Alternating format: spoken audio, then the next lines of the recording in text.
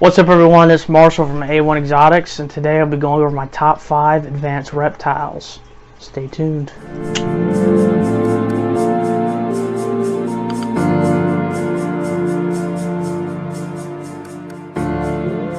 So you're probably wondering, what is an advanced reptile? An advanced reptile, in my opinion, is something that, unlike, it's out of the ordinary, unlike your, typical leopard gecko or ball python or bearded dragon or whatever, classic reptile you think of. This is something quite out of the ordinary. I would say it has the potential to hurt you pretty bad, or could possibly kill you. And they are either quite expensive, or they require a quite expensive setup for them to thrive and be happy.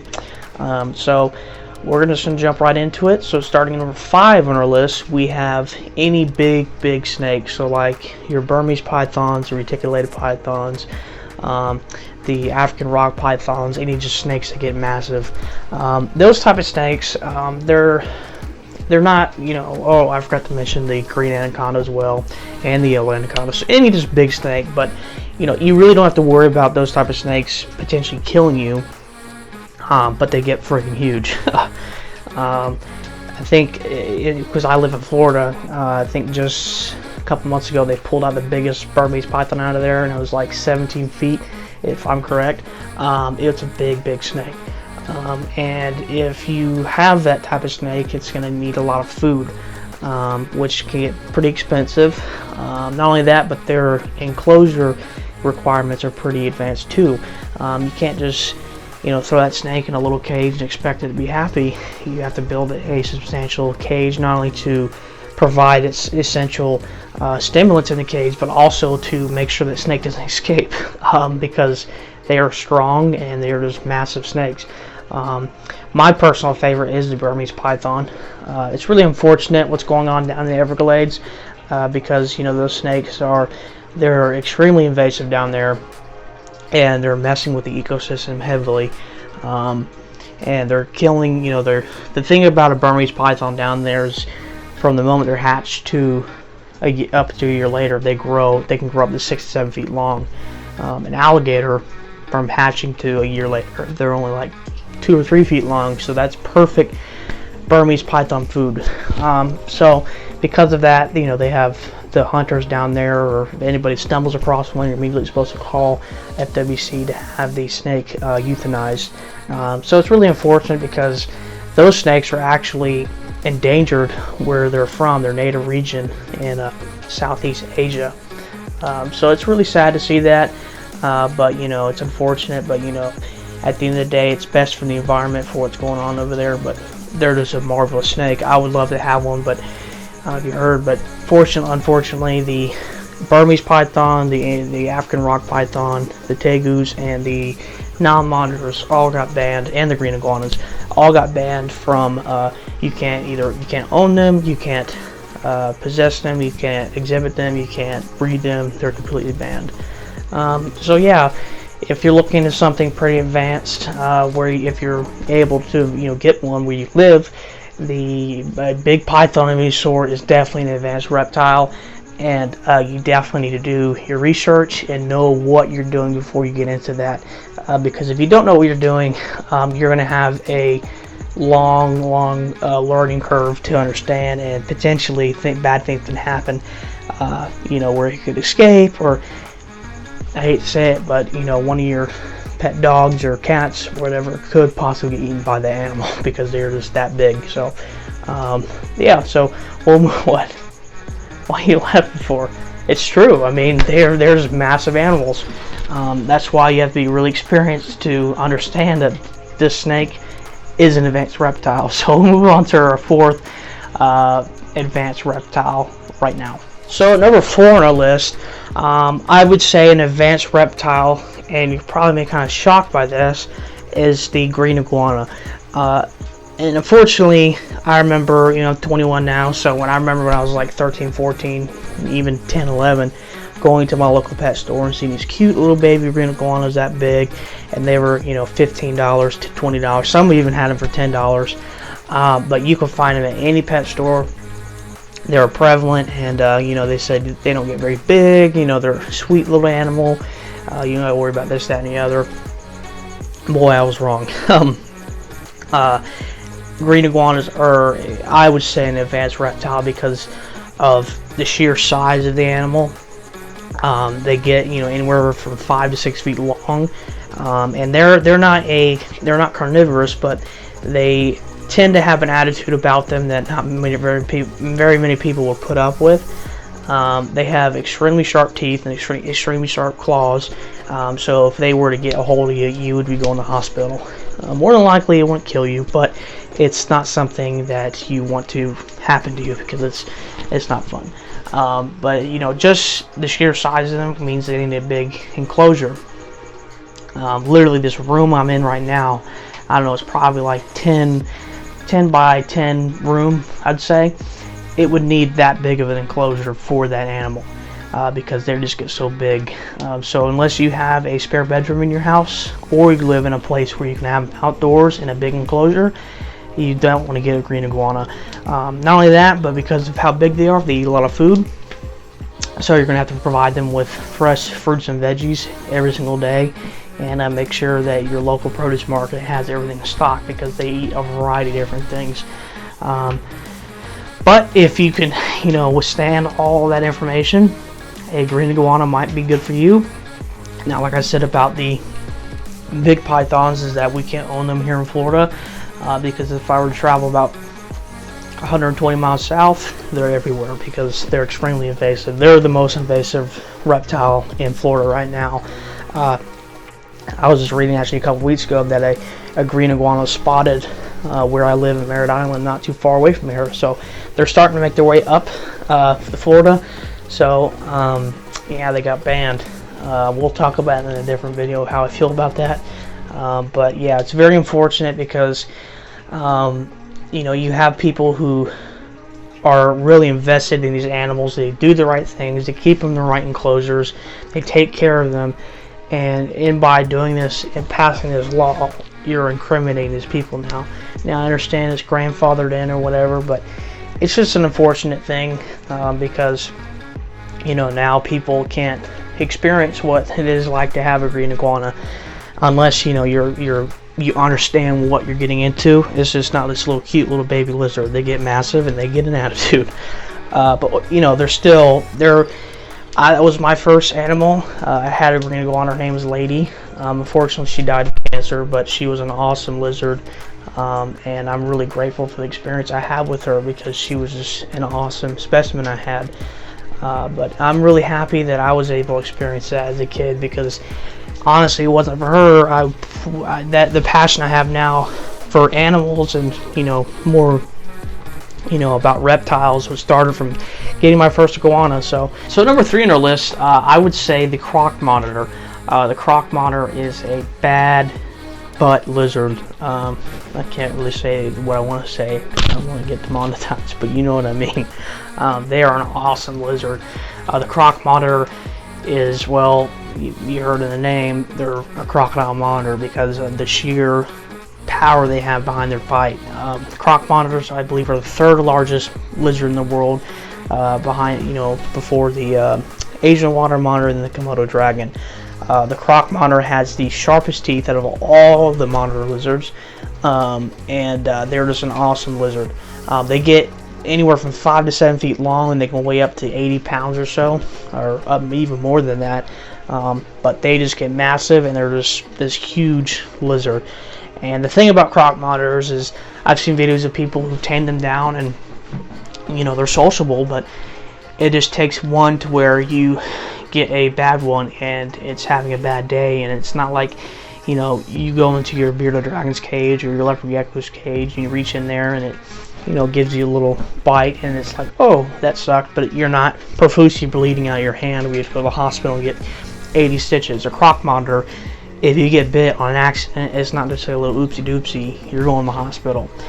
And if you get bit in a certain spot, like your neck or your forearm, you could bleed out and possibly die because that's just how sharp their teeth are and how just strong of an animal they are. But personally, they're probably my second favorite monitor lizard behind the Komodo dragon, because I mean it's a dragon, but they are just a big animal.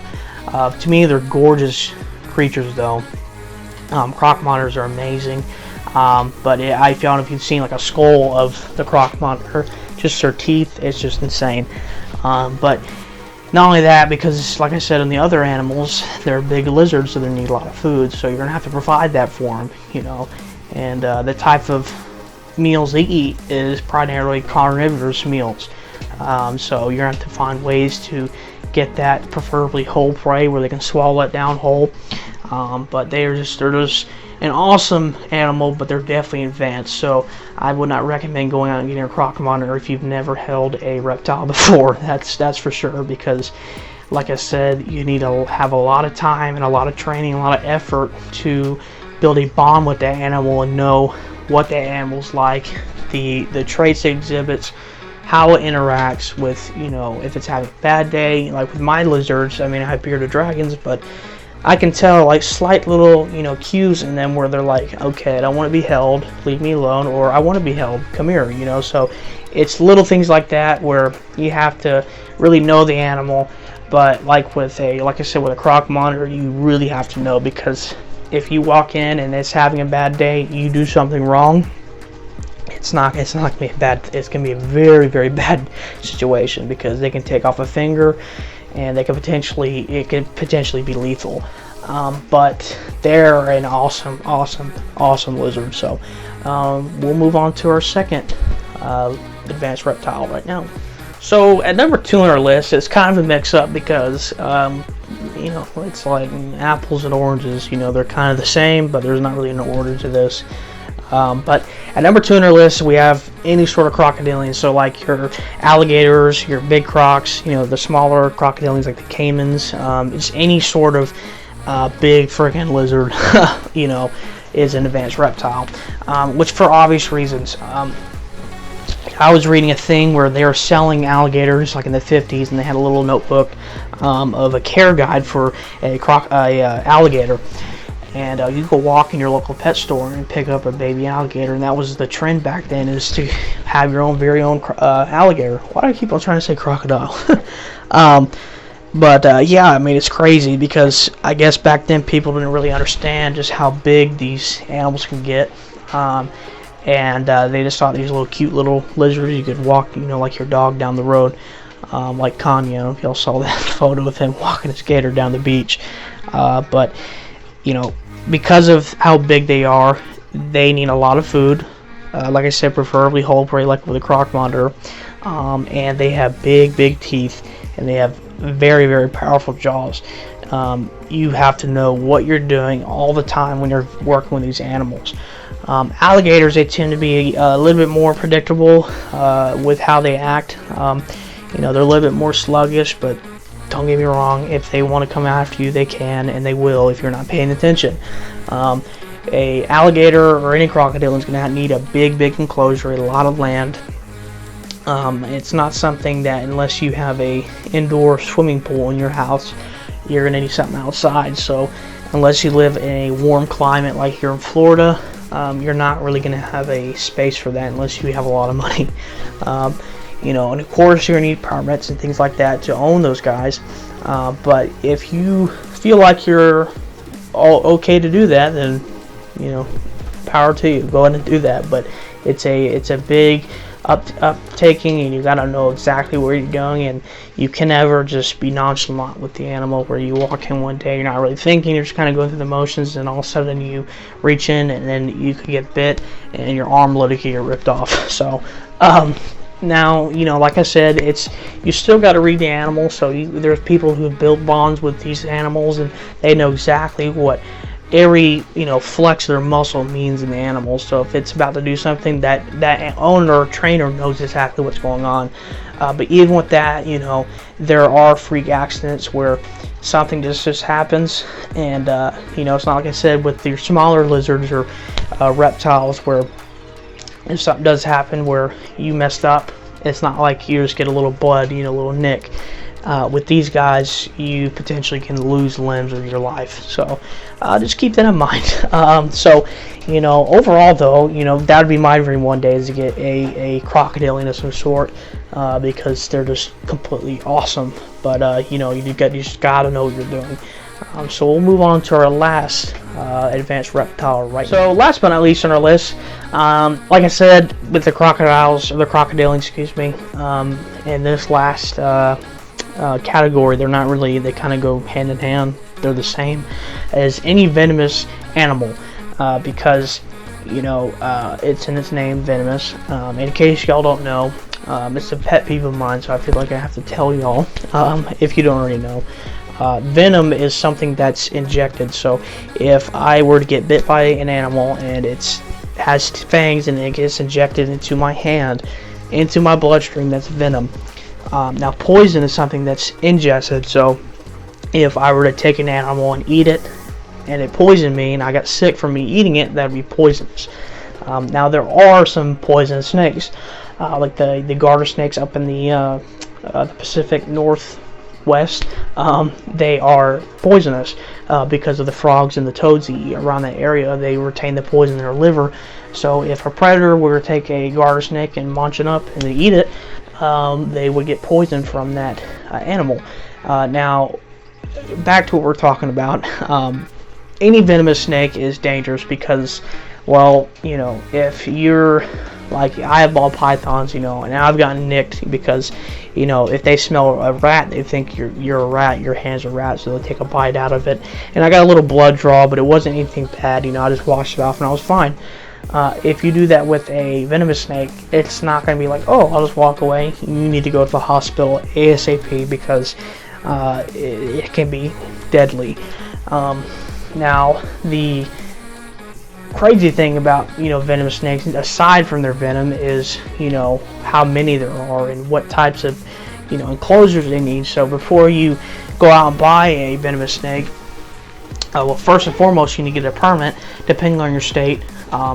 Florida definitely requires a permit to own a venomous snake. FWC actually comes and inspects your snake room. You have to have locks on all your enclosures you have venomous reptiles in, and you have to make sure everything's sealed off so nothing can escape, and you have to have venomous on the wherever you're housing them at, so people know that there are venomous animals in there. So there's a whole process you have to go through in order to receive that permit to get the whatever venomous animal you want. Now, like I said, there's so many different types of venomous snakes. So you have to know exactly what you're getting into, what you need to feed it, and how often, and everything like that. And also you need to know what type of venomous snake is it. You know, what kind of venom is in the snake. Like the cobras, their venom can kill you in under 60 minutes. You know, rattlesnake, you can have up to a couple hours, but it doesn't matter if you get bit. Go to the hospital ASAP because time is of the essence. You may survive, but you could lose some fingers or a hand or so if you get bit. So that's why I'd say, you know, they're kind of number one, but still, you know, most likely, depending on where you live, if you know where anti-venom is, you'll be okay.